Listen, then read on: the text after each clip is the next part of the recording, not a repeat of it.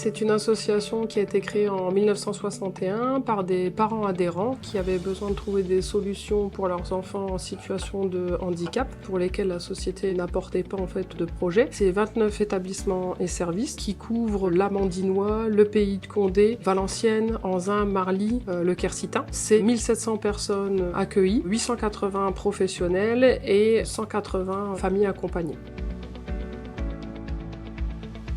Je suis arrivée en décembre 2023 en tant que chef de service paramédical sur l'IME La Cigogne et sur le CESAD. Mon poste a évolué vers un profil également chef de service éducatif. J'ai une seule et même équipe, mais une équipe pluridisciplinaire, ce qui est fortement avantageux. La démarche Global Humanifest, aujourd'hui, c'est un second souffle en fait pour l'attractivité des métiers dans le médico-social. On a besoin de nouveaux managements, on a besoin de pouvoir en fait raccrocher les professionnels au médico-social et de pouvoir en fait valoriser les valeurs humaines, de trouver toujours de meilleures solutions adaptées aux personnes qu'on accompagne. Les propositions portées par Humanifest dédiées au volet du management parlent des valeurs du sens du travail, de l'accompagnement au changement, de la revalorisation des compétences. Ces valeurs, nous les partageons et nous les mettons au service de notre management.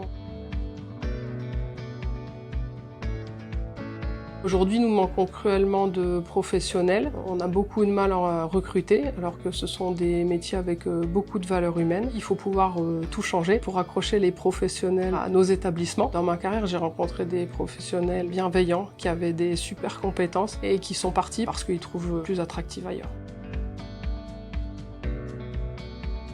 Les chefs de service sont des pivots ou même un maillage pour une équipe. Ils se veulent fédérateurs pour rassembler. Une équipe, en fait, elle partage, elle échange. Parfois même, une équipe, elle est en désaccord, mais l'équipe, elle grandit ensemble. Il faut qu'elle soit soudée, qu'elle soit unie. Au quotidien, c'est de pouvoir valoriser chaque individu parce que chaque salarié a ses compétences et c'est de pouvoir, en fait, faire ressortir toutes les qualités de chacun.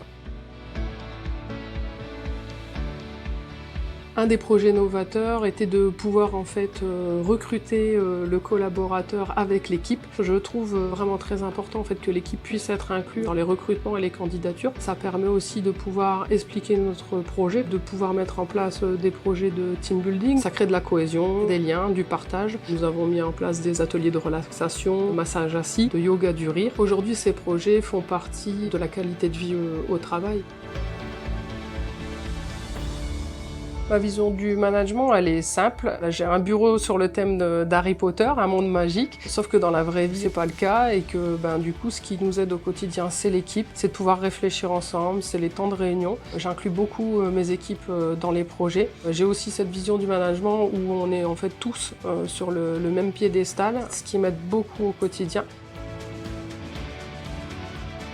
Je reste persuadée que chacun a besoin d'être valorisé pour avancer et briller. J'ai lu une phrase il y a quelque temps qui disait « L'authenticité, c'est le chemin le plus court vers la liberté ». Mon but, c'est que les usagers, ils arrivent avec le sourire, ils repartent avec le sourire. J'ai gagné ma journée si ça se passe comme ça. Et je l'ai gagné d'autant plus si les salariés sont aussi contents de venir travailler chef de service. S'il arrive souriant, il apporte aussi la bonne humeur dans son service. Le sourire, ça se partage, c'est très communicatif.